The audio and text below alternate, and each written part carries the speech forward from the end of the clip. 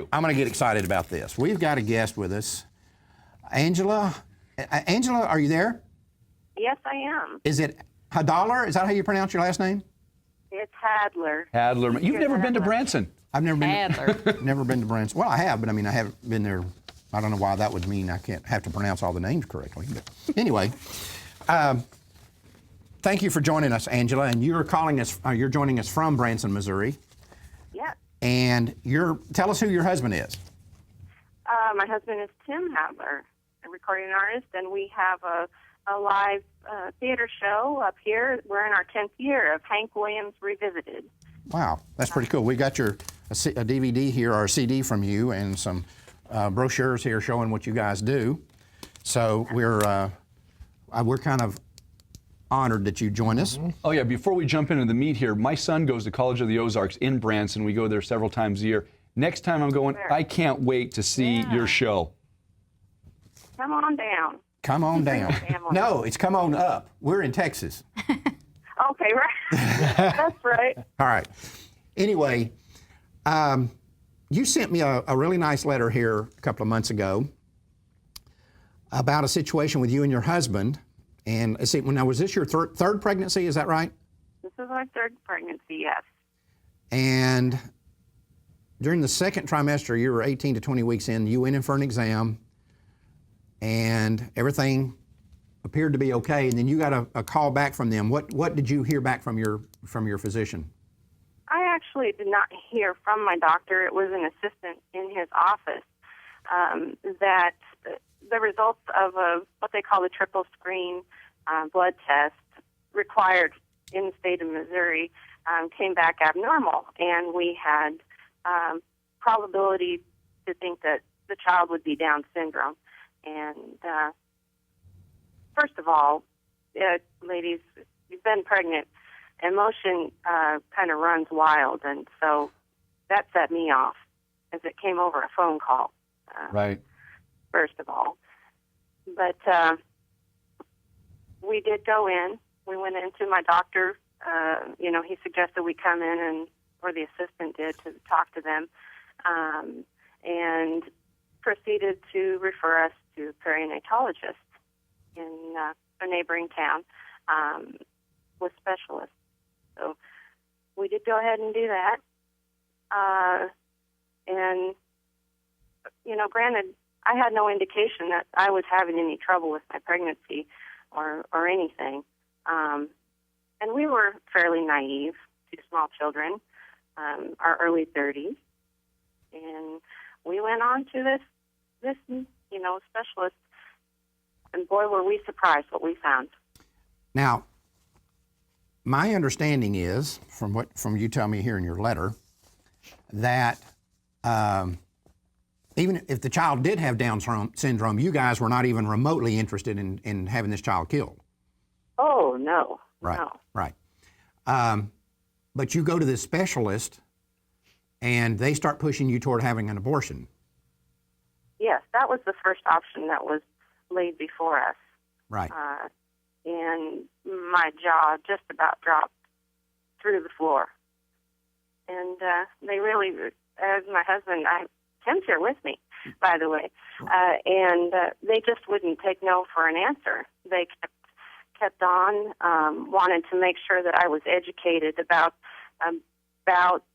raising a special needs child and what all the implications were.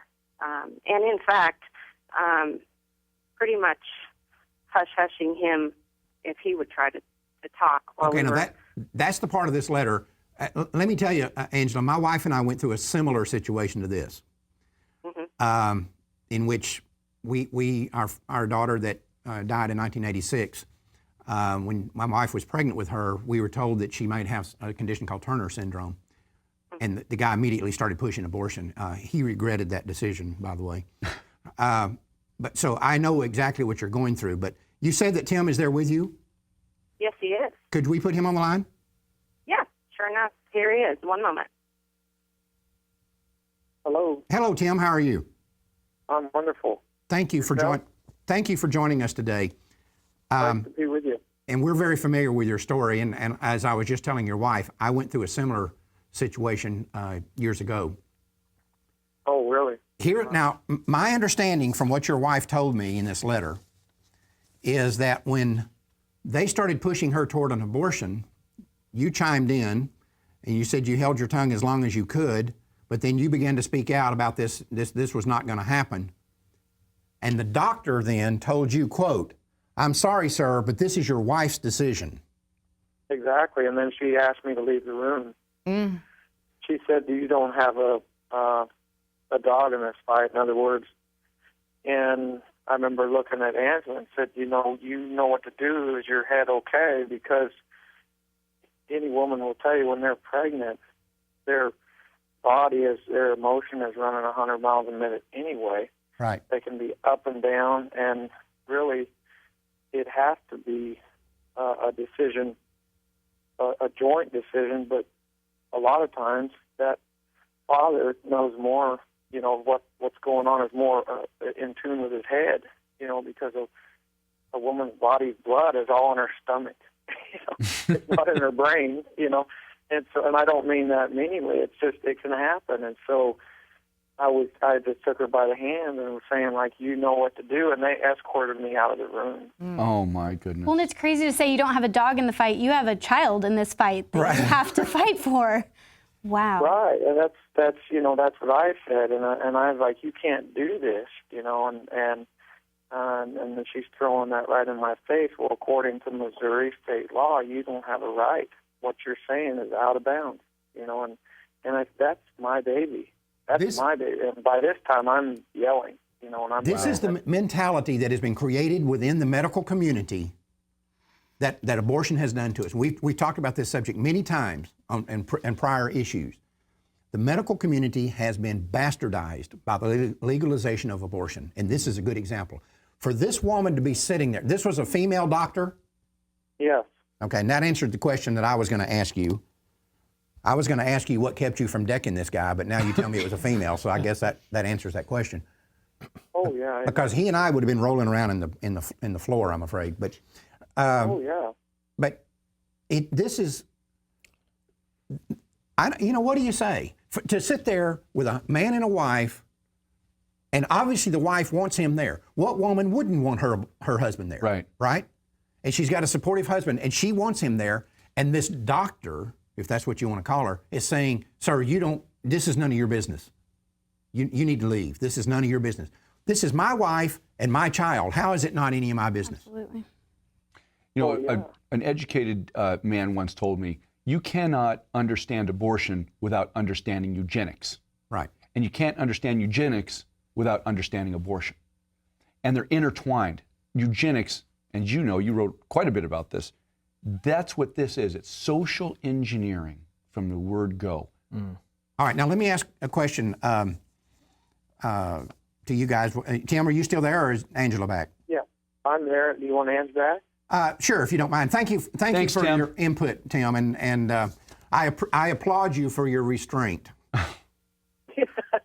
It wasn't easy, and trust me, we definitely know that he has a mission, and I fully believe Austin is, and so many other children are gifted, and what I mean by gifted is God knows they have a mission, and somebody was wanting to get rid of them because they know they have a mission. Right. We all think highly of our children, but specifically Austin has helped me a lot in my life, and he is so gifted, and I mean that in the most gracefully sense of the word. He's helped me to where, touching my arm and saying, Dad, now think this through. And I'm thinking, my gosh, they wanted to abort this kid, and he's more mature than I am.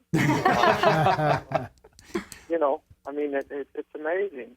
Yeah, it is. How gifted he really is. But here's Angela. Sorry about that. Thank you, Tim. Wow. Thank you. What a dad. Hello, Angela. Hello.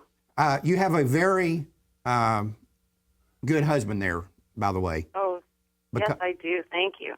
Like I said, I would not have been as restrained as he was. But matter of fact, when it happened to me, I wasn't as restrained as he was. So, but anyway, tell us about Austin today. Now he's 11. He is 11. Yeah, he was on August 30th. I I was blessed to deliver him on my birthday in 2002. Wow. Great birthday present. And what have you found out about raising a child with Down syndrome? Well, he is not Down syndrome, in fact. And so that kind of proved the theory wrong. And maybe we don't know everything. Wow. Doctors are wrong. That's the point I wanted to bring up. I don't know if you're familiar with the statistic, Angela, but we've dealt with this many times here. In America today, well over 90%, and some people say it's probably more like 97%, of all children diagnosed with Down syndrome are executed in the womb. Right. And, in this particular case, they were wrong. Your child did not have Down syndrome. But you know what? To me, that's irrelevant. Because even if they do, Exactly. that's not a justification. Wouldn't have mattered. It's not a justification for killing them. And I've known a lot of people with Down syndrome children, and they say these are the most loving, the sweetest, Right. Kindest children that you will ever see. And even that wouldn't matter. They still have a right to life. That's right. They still Because enjoy. God created them. God created them the way He wanted them to be, and That's right. they have a right to life. But this was an example of, to me, several things: the complete degradation of the medical community today, and then the fact that they can be wrong. Yeah. They're sitting there telling you, kill your child because this child isn't perfect, and then it turns out the child is perfect. Right. It's Well, and I'd like to point out too that the it's very real, the promotion of it. I know you guys were talking with Michael about Obamacare, but at this time, this was 11 years ago when we were going through this, and this particular specialist is now the head of Children's Hospital in the particular hospital. Oh. They promoted her up following this, and we didn't find this out till we saw it later on TV, and Tim's actually taken Austin up there and actually met her, and she didn't have anything to say. What could she say? And she couldn't say anything. She wouldn't even look at him. So I don't imagine it's so. a very active promotion, and we feel like we were very targeted. We felt preyed upon. In fact, we were, in our early 30s, we had 2 small children under 5, and, boy, why would we want to have another one right then? And, we could just try it again later on. But, thankfully we were very pro-life when we went into this situation. Had we not been, which so many people, we come from a quick fix generation. Right. We were born in the 70s and raised in the 80s. We grew up. And starting the information age, and things were more instantaneous. And if you didn't like something, you just took care of it and, got rid of your problem. And we have a lot of friends that have gone through that and chosen. But I'm here to tell people that they do have a choice. They do have a choice. They don't have to go through it. Yeah, you can choose not to kill your baby. Right. That's right. That's right. Well, Angela, thank you so much for writing to me. This story has everything in it that we're always talking about, that you can't kill these children because they have Down syndrome, and your child didn't even have it. So, the medical community can be wrong, and they very often are wrong. So anyway, I want to thank you for writing the story to me and for having you and Tim come on today. It was really, really nice way to end our show today. Well, we were honored. Thank you so much, Mark. Thank you very much, Angela. Bye-bye. Bye-bye. It's beautiful. It's what powerful. Yeah. We got to train couples to have that kind of courage. That kind of That attitude. you did, you and Tulane, that Tim and Angela had against the pressure of the medical community to do the